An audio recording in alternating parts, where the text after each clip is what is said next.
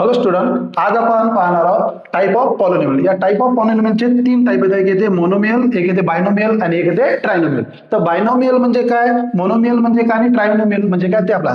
Monomial म्हणजे फक्त एकच टर्म येते तेव्हा त्याला आपण काय म्हणतो, मोनोमियल. जसं आपण इथं काय करू शकतो, या ठिकाणी आपण घेऊ शकतो, जर तुम्ही एक्स स्क्वेअर घेतला तरी तुमचा मोनोमियल होते, किंवा तुम्ही जर म्हटलं 5x घेतला तरी तुमचा मोनोमियल. म्हणजे का, कारण की एकच टर्म यूज झाला पाहिजे.